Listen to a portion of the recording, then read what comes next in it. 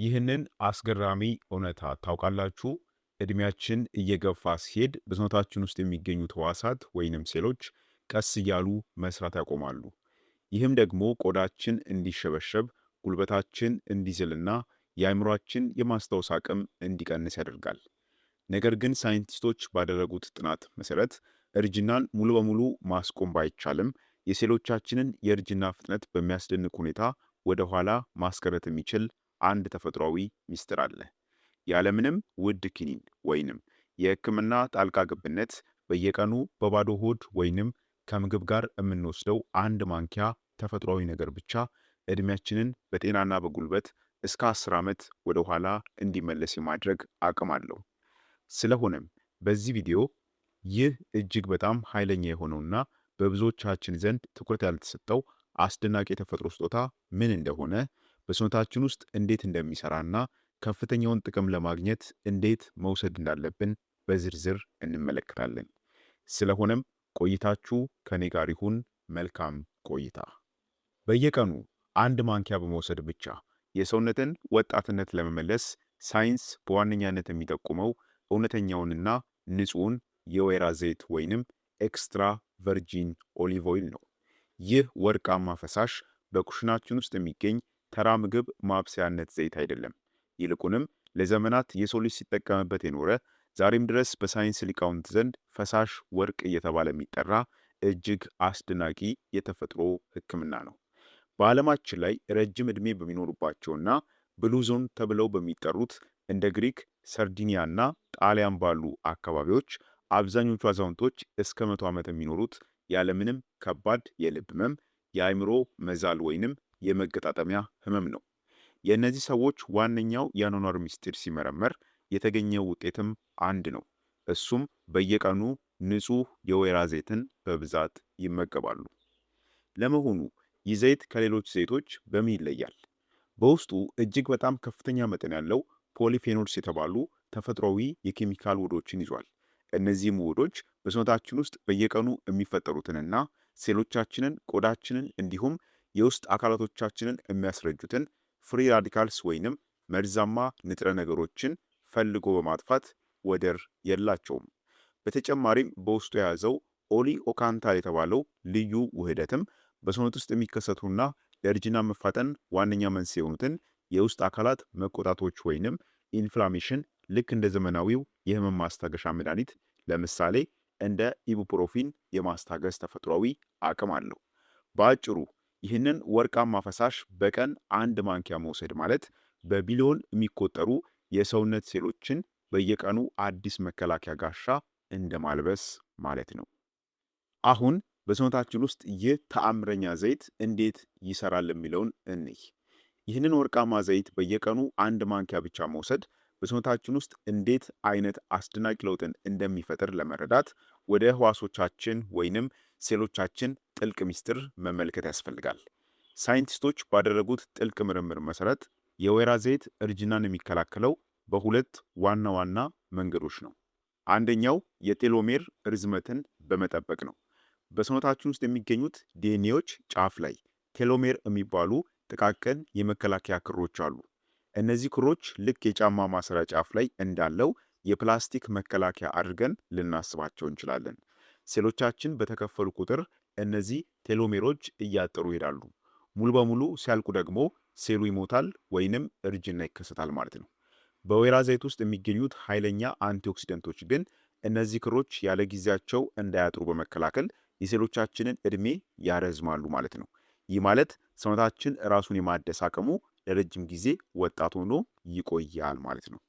ሁለተኛው ምክንያት ደግሞ የአውቶፋጂ ሂደትን በማነቃቃት ነው። አውቶፋጂ ማለት ሰውነታችን በውስጥ የሚገኙትን ያረጁ የተጎዱና የማይጠቅሙ የሴል ክፍሎችን ሰብስቦ እንደ አዲስ የሚያጸዳበትና መልሶ ጥቅም ላይ የሚያውልበት ተፈጥሯዊ የቆሻሻ ማስወገጃ ዘዴ ነው። እድሜያችን እየገፋ ሲሄድ ይህ የማጽዳት ሂደት እየዛለ ይመጣል። በዚህ ምክንያት መርዛማ የሆኑ ፕሮቲኖች በሰውነታችን ውስጥ ይከማቻሉ። ንጹህ የወይራ ዘይት ግን ይህንን የውስጥ የማጽዳት ሂደት በከፍተኛ ሁኔታ ያነቃቀዋል። ይህም ሰውነታችን በየቀኑ አሮጌ ሴሎችን እያጸዳ አዳዲስና ጠንካራ ሴሎችን እንዲተካ ያግዘዋል ማለት ነው። በተጨማሪም ደግሞ በውስጡ የያዘው ኦላይክ አሲድ የተባለው ጤናማ ቅባትም በደም ስሮቻችን ግድግዳ ላይ የሚፈጠረውን መደፈንና መቆጣት ይከላከላል። በዚህም ምክንያት ልባችን ያለምንም ጭንቀት ደምን ወደ መላ ሰውነታችን በተለይም ወደ ቆዳችንና ወደ አእምሯችን በጥራት እንድትረጭ ይረዳታል ማለት ነው። በአጭሩ ይህንን ዘይት መውሰድ ማለት በየቀኑ ለሰውነታችን የውስጥ እድሳት ግብዓት እንደ መስጠት ማለት ነው።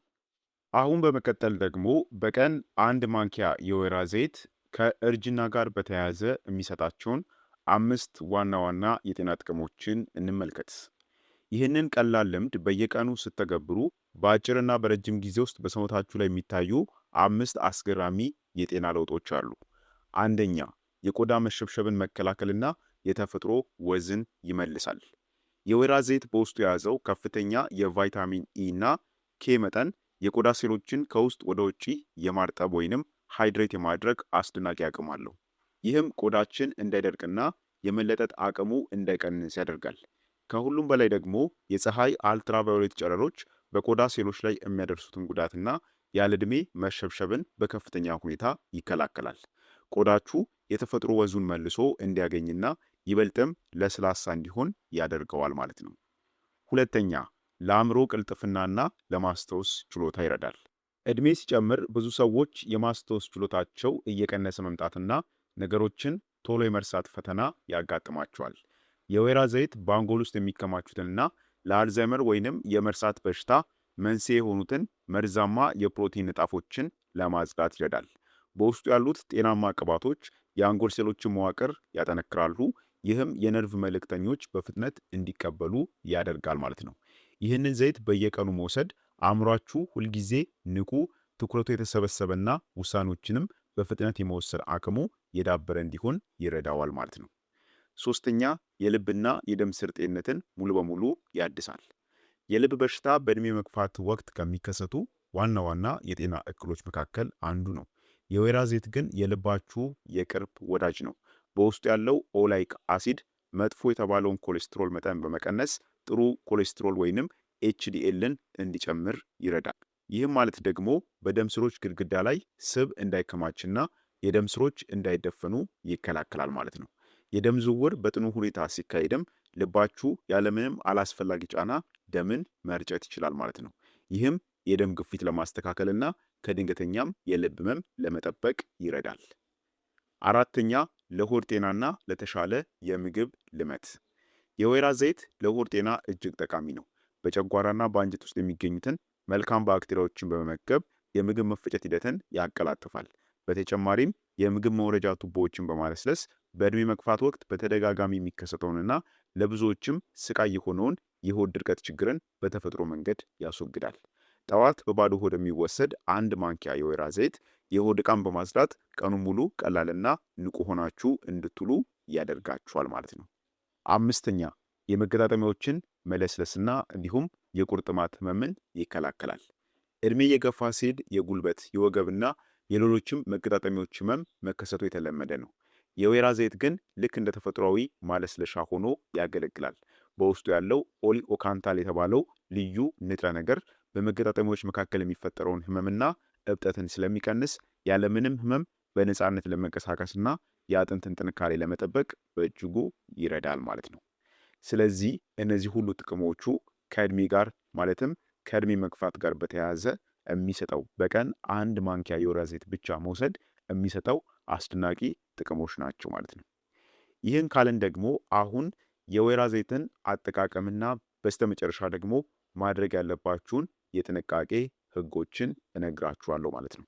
ይህንን ወርቃማ ፈሳሽ መውሰድ መጀመር ብቻውን በቂ አይደለም። ምክንያቱም የተሳሳተ አጠቃቀም ጥቅሙን ወደ ጉዳት ሊቀይረው ይችላል።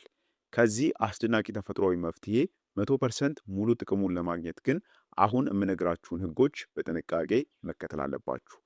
አንደኛ፣ ትክክለኛውን ዘይትን በጥንቃቄ መምረጥ አለባችሁ። ገበያ ላይ የሚገኙት የወይራ ዘይቶች ሁሉ እኩል አይደሉም። በእርጅና ላይ ለውጥን እንዲያመጣ የምንፈልገው ዘይት ማሸጊያው ላይ ኤክስትራ ቨርጂን ወይንም ኮልድ ፕረስድ፣ ይህ ማለት በቀዝቃዛ ማሽን የተጨመቀ የሚል ጽሑፍ ሊኖረው ይገባል። ይህ ማለት ዘይቱ ምንም አይነት ከፍተኛ ሙቀት ወይንም ኬሚካል ሳይነካው ከፍሬው ላይ በቀጥታ የተገኘ ንጹህ ጭማቂ ማለት ነው። ኤክስትራ ቨርጂን ወይንም ኮልድ ፕረስድ የሚባለው ማለት ነው። በፋብሪካ ውስጥ በከፍተኛ ሙቀት ያለፉ እናም ደግሞ የተጣሩ ሪፋይንድ ወይንም ፒውር ኦሊቭ ኦይል የተባሉት ዘይቶች በውስጣቸው ያሉት ኃይለኛ አንቲኦክሲደንቶች እና ቫይታሚኖች ሙሉ በሙሉ ስለሚያጡ ለእርጅና መከላከያነት እንዲሁም ደግሞ የጤና ጥቅሙን ለማግኘት አያስፈልጉም፣ አይረዱም ማለት ነው። ስለዚህ ሪፋይንድ ከሆነ ወይንም ፒውር ኦሊቭ ኦይል የሚል ከሆነ እሱን መጠቀም የለባችሁም፣ መግዛትም የለባችሁም። ሁለተኛ ደግሞ መቼና እንዴት እንውሰደው የሚለው ነው። ይህንን ዘይት ለመውሰድ ከሁሉ የተሻለውና በሳይንስ የተመከረው ጊዜ ጠዋት በባዶ ሆድ አንድ የሾርባ ማንኪያ መውሰድ ነው። ማታም ግን ከመተኛታችሁ በፊት መውሰድ ትችላላችሁ። በባዶ ሆድ ሲወሰድ ሰውነታችን በውስጡ ያሉትን ጠቃሚ ንጥረ ነገሮችን ያለምንም እንቅፋት አብዞርብ ማድረግ እንዲችል ስለሚረዳው ነው ጠዋት በባዶ ሆድ ውሰዱ የሚባለው እንጂ ማታም መውሰድ ይቻላል ማለት ነው። የዘይቱ መራርና ደስ የማይል ጣዕም ለብቻው ለመዋጥ ለሚከብዳቸው ሰዎች ግን ጥቂት የሎሚ ጭማቂን በመጨመር መውሰድ ይችላሉ። ሎሚ ጣዕሙን ከማስተካከል በላይ በውስጡ ባለው ቫይታሚን ሲ አማካኝነት የወይራ ዘይቱ በሰውነት ውስጥ ያለውን ስራ ይበልጥ ያፋጥነዋል።